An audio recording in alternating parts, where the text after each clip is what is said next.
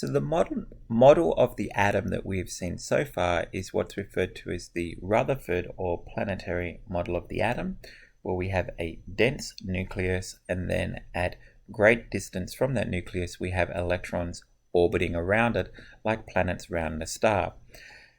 So as a result of studying how light and atoms interact with one another, this model was able to be extended, and the first extension of this model gave rise to a new model of the atom called the Bohr atom, and that's what we're going to be talking about in this video. So we know that when an atom has been energized, it will lose energy and emit light, and the light that is emitted has a characteristic pattern depending upon the type of element. And that light that is emitted is known as the element's emission spectrum. Now, scientists thought to themselves, it would be really cool if we could understand the origin of this emission spectrum, because it might tell us something about how the electrons and the protons are organized relative to one another. So let's look at some of these emission spectrums. Here we have the emission from sodium, and you can see it's got these really bright lines in the yellow, right in the yellow there.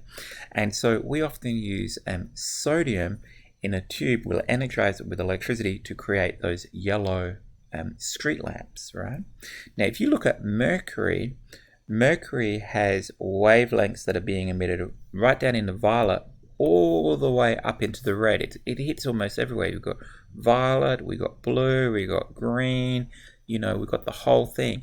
And when you add all of those together, what do you get? You get white. And so for this reason, we often use mercury vapor in fluorescent lamps in homes and businesses and stuff to give an approximation of white light. And because these guys contain a tiny little bit of mercury, and mercury is a neurotoxin, it's quite lethal, that's why you can't just put, fluorescent tubes into regular trash.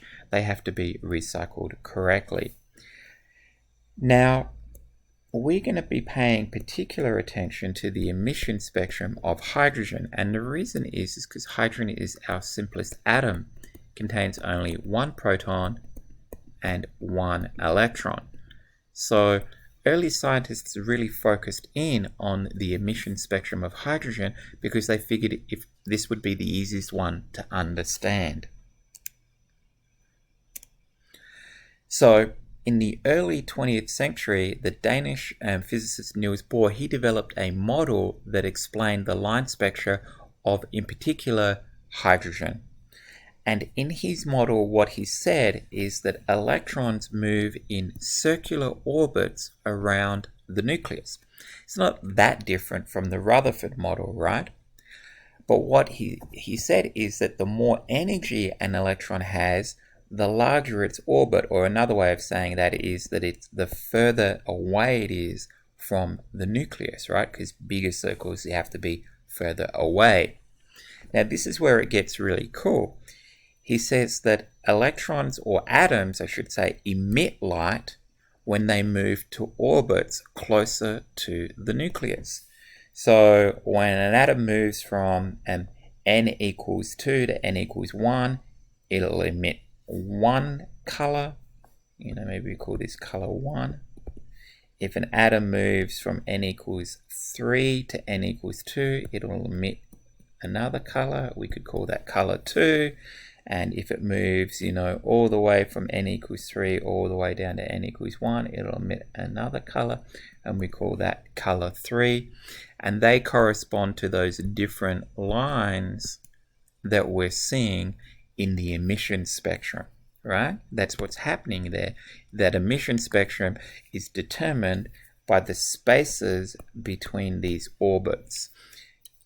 That's pretty cool, right? Now, what he also said is it can go the other way. When matter absorbs light, what is happening is an electron is moving from an orbit that is closer to the nucleus to one that is further away. So when light comes in, that makes an electron move to an orbit that is further away. So he was able to explain both absorbance and emission of light through this model. And he could do it perfectly for the hydrogen atom. Now, unfortunately, he couldn't do it for any other atom, but he could do it absolutely perfectly for the hydrogen atom. So, what we're really talking about is an atom has one state that is closest to the nucleus, right? The orbit that is closest to the nucleus, and we call that the ground state. So that's the one that's closest. That's the lowest energy one, and it's closest to the nucleus. And then it will have a bunch of other states that are further away from the nucleus than that, and they're referred to as excited states. So you can have many excited states, but you can only have one ground state. When light is absorbed, an electron will move to higher states. It'll move from a ground state to a higher excited state, or alternatively, it'll move among the excited states. When light is emitted, an electron is moving closer to the nucleus. Maybe it goes all the way down to the ground state. Maybe it stops in one of the excited states, right? Maybe it does, there and emits one color, and then it does a second movement and emits a second color. But the length of the arrow emits how much energy your light's going to be having that comes off. So big change in distance of the nucleus, lots of energy in that light. Now these different levels are often numbered 1, 2, 3, 4, 5, 6, 7, however many there might be. And the symbol for that numbering, what's often referred to as the energy level. So N equals the energy level. And then N greater than 1 are what we call excited states. And then N equals to 1, you guessed it, is the ground state. Okay, so we call this the energy level. It has a variety of other names. Sometimes they call it the principal energy level. And if you want to get really complicated, sometimes they call it the principal quantum number. There we go. So you're going to see like a variety of different names for these things, and you just kind of learn to roll with the punctures after a while. So in the Bohr model of the atom, the energy of the electron of an atom is what we call quantized. That is, it can only have certain values corresponding to the energy level values, right? It can either be in energy level 1, energy level 2, energy level 3, energy level 4. It keeps moving until it gets to one of those energy levels, right?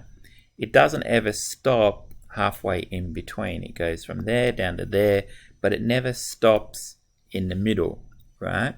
Does that make sense? So it's described as being quantized because it can only have certain values. It's kind of like being on stairs. Your height can only have certain values when you are climbing stairs. You can try if you want, but as hard as you try, you can't hover in between stairs. Now, when you're walking up a ramp, you can be stable at any height, right? You just can kind of inch up there. So when a value is not limited to certain specific values, we say that we have a continuum, right? But that's not what we see with atoms. We see that the energy levels are quantized. It is only stable at certain specific values. Just like, yeah, if you kind of try and hover in between those two stairs there, you're going to fall down, right? It's not going to happen. You're going to fall down to a lower stable level. Okay, so that concludes our section on the Bohr model of the atom, and there are no Alex topics assigned for this section.